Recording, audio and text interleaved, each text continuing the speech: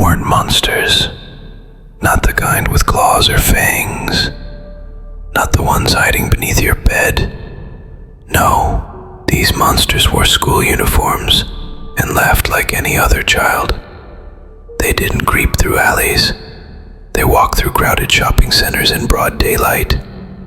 And what they did will haunt you. Because the real horror isn't what they became. It's how easily they became it. It started with a hand. A small hand. Soft, warm, trusting. Slipping from his mother's fingers for just a moment. A breath. A blink. A second of distraction. That's all it took. That's when the darkness reached out and touched a soul too small to understand it. James Bulger was 2 years old. He had a curious smile and eyes that hadn't yet learned to fear the world. But the world, it already knew how to hurt him. And it sent 2 messengers, John Venables and Robert Thompson. They were 10, just 10. Old enough to know right from wrong, young enough to believe they were untouchable. They didn't need a motive, they just needed a moment. I gave them that. I didn't walk behind them, I walked within them. I whispered, gently, slowly. A promise here, a thrill there. I didn't force their hands, I guided them. Evil doesn't scream, it seduces. They saw James, alone, vulnerable. They took his hand, like big brothers. They smiled, he followed, he trusted. That trust would be the last thing he ever gave freely. They walked with him for 2 miles, past dozens of people, through streets and under bridges. They lied with the ease of seasoned liars. He's our brother. We're taking him home. They laughed, they joked, but beneath their childish giggles was something ancient, something primal. Something I know intimately. They dragged him into alleys, they threw blue paint in his face, they kicked him, hit him, mocked his tiny cries. And then when the laughter stopped, they took him to the tracks. It was a desolate place. Cold, quiet, forgotten, like him.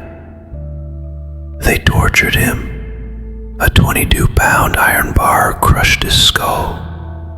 17 blows. Every one of them delivered by children. Every one of them a scream into the void. Not for help, for attention. And then they laid him on the railway tracks, covered him with stones, like some cruel offering to fate. But fate didn't take them. The world did. Cameras caught them. The trial exposed them. And yet, what truly shattered the world wasn't the brutality. It was who did it. The world had questions. Could children be evil? Were they born this way? Made this way? You want answers? Then ask me. I was there, and I will tell you this. Every child has a shadow. Not all of them know how to hide it. When they were arrested, they didn't cry for James. They cried for themselves, because the game was over. The secret world they built, one of cruelty, curiosity had collapsed. The masks had fallen. But it was too late. James was already gone. The courtroom didn't see monsters. It saw two boys, and so they were given protection, new identities, a second life, a future. James got a grave. His mother got silence and justice. She got a gag order. They say evil must be punished. But what if evil wears the face of a child? What then? James Bulger's murder wasn't a question of morality. It was a mirror, a horrifying reflection of what lurks in us all, in our kids, our neighbors, ourselves. You think your child couldn't do this? So did everyone else. I'm not here to scare you. I'm here to remind you that darkness is not born in the night. It is born in neglect, in anger, in silence, and once it takes root, it never leaves. I never left them, and I never will. Now, if this darkness chills your spine, if these whispers make your heart race, and your mind question everything, then you're exactly who I'm speaking to.